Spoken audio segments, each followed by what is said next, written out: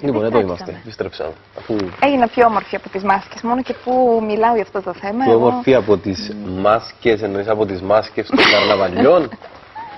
Λέω τώρα θα μου πει κάτι, δεν θα μου πει σε προκαλώ εγώ, ναι, εγώ φταίω ίδια που μου τα λες αυτά τα πράγματα. Σου δίνω το ερέθισμα και εσύ αμέσως το αρπάζεις και αμέσως ναι.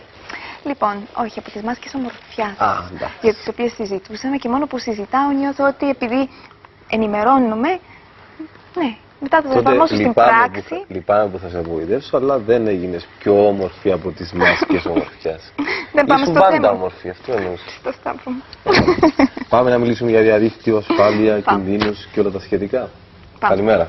Καλημέρα σας. Ευχαριστώ που μας δώσατε την ευκαιρία να μιλήσουμε για αυτό το θέμα, το οποίο πιστεύω είναι και αναγκαίο θέμα αυτές τις μέρες. Εμείς ευχαριστούμε που υπάρχουν οργανισμοί που έχουν τέτοια ευαισθησία για αυτά τα πολύ σημαντικά θέματα και είναι σε θέση να ενημερώσουν και να βοηθήσουν. Και λέω να θα βοηθήσουν επειδή είσαι η συντονίστρια της γραμμής βοήθειας και να πούμε στη συνέχεια ποια είναι αυτή η γραμμή, πώς κάποιος μπορεί να πάρει την βοήθεια, να επικοινωνήσει.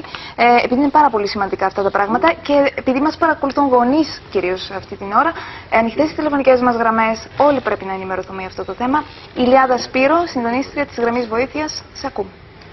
Ωραία, λοιπόν, το CyberEthics είναι η γενική ονομασία κάτω από την οποία βρίσκεται η γραμμή βοήθειας και η γραμμή καταγγελιών.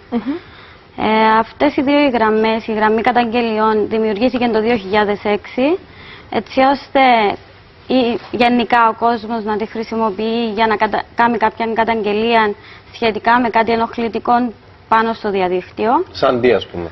Σαν τι, ας πούμε, μπορεί κάποιο παιδί ή κάποιος ενήλικας να είδε ένα βίντεο ή μια εικόνα σεξουαλικής περιεχομένου, αλλά με παιδιά. Τούτον, όπως καταλαβαίνετε, είναι τραυματικό είτε για κάποιον μεγάλο είτε για κάποιον παιδί. Φυσικά για το παιδί είναι πιο τραυματικό και μένει στο ασυνείδητο του και μπορεί να βγει μετέπειτα προς τα έξω. Και μπορεί να υπάρχει απλά υπονοούμενο μέσα σε αυτό το βίντεο και να μην το αντιλαμβάνεται ούτε ο ένας ούτε ο άλλος. Εσείς είσαστε στη θέση όμως να ανακαλύψετε αυτά τα στοιχεία και βεβαίως να το καταγγείλετε στην αρμόδια υπηρεσία παραπέρα. Ναι, ακριβώς. Μπορεί, ας πούμε, ένα παιδί να πάρει τηλέφωνο στο 22 67 47 47. Ξαναπες την κλάση, σε παρακαλώ. Είναι 22 67 47 47. Αυτή είναι η γραμμή η οποία μπορεί να χρησιμοποιηθεί από οποιοδήποτε για να γίνει καταγγελία. Έπειτα από την καταγγελία θα αξιολογηθεί κατά πόσο αν είναι παράνομο ή όχι και τότε θα μεταφερθεί στο αρμόδιο τμήμα της αστυνομίας, το οποίο θα προχωρήσει με την υπόθεση. Ποια άλλη υπόθεση μπορεί να είναι ύποπτη και πρέπει να γίνεται η καταγγελία και δεν το γνωρίζει συνήθως ο κόσμος? Ας πούμε, μπορεί κάποιος να πάρει τους κωδικούς πρόσβασης σου σε κάποια είτε σελίδα που αγοράζεις πράγματα, είτε σελίδα κοινωνικής δικτύωσης και να παριστάνει ότι είσαι εσύ, ενώ στην πραγματικότητα δεν είσαι. Τούτον είναι ένα άλλο παράδειγμα που συμβαίνει συχνά. Το άλλο που μπορεί να γίνει είναι κάποιος να ανεβάσει φωτογραφίες στο διαδίκτυο δικές σου, χωρίς την άδειά σου και να μην μπορείς να κάνεις τίποτα, ας πούμε, γιατί δεν τις ανεβάσεις εσύ τις φωτογραφίες, χωρίς να φυσικά να πάρει την άδειά σου αυτόν το άτομο. Τι γίνεται σε αυτές τις περιπτώσεις? Μπορεί κάποιος να σβήσει αυτές τις φωτογραφίες από το διαδίκτυο? Πρέπει να τις σβήσει το ίδιο το άτομο, αρχικά, που τις έβαλε τις φωτογραφίες, ανάλογα φυσικά με την κάθε σελίδα. Και μέσα στα πλαίσια αυτά, υποθέτω ότι κάνατε και κάποιες εκστρατείες ενημέρωσης του κοινού. Ακριβώς, ναι.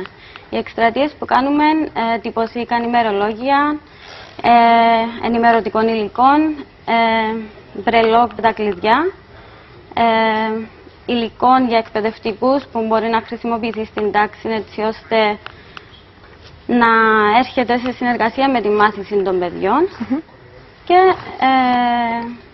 αυτά μπορούν να τα προμηθευτούν από εμάς ή από το Ινστιτούτο. Μάλιστα. Το CyberEthics. Το CyberEthics. Μάλιστα. Πάμε να δούμε ένα βίντεο που... Ένα βίντεο που μας δείχνει ποιοι μπορούν να χρησιμοποιήσουν τον υπολογιστή βασικά. Μάλιστα. Πάμε να το δούμε.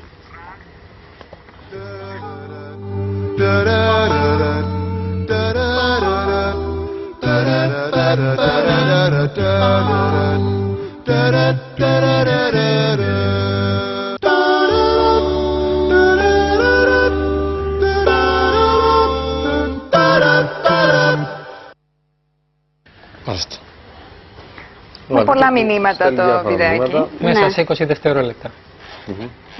Τα μηνύματα που μπορεί να πάρει κάποιος από αυτό το βίντεο είναι ότι ποτέ δεν ξέρεις ποιος είναι πίσω από κάποια οθόνη και αν όντως είναι αυτός που λέει ότι είναι.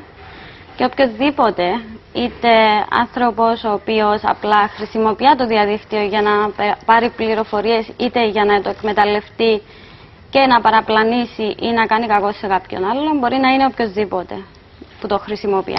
Μπορεί κάποιος να έχει ένα προφίλ στο διαδίκτυο, να βάλει μια φωτογραφία και να μην είναι η δική του η φωτογραφία και να παριστάνει ότι είναι αυτό το άτομο. Ναι, αυτό συμβαίνει. Αυτό είναι ψεύτικος Προφίλ. λογαριασμός, ναι, Ναι. που χρησιμοποιούν κάποιοι, μπορεί να έχουν έναν, μπορεί να έχουν και περισσότερους.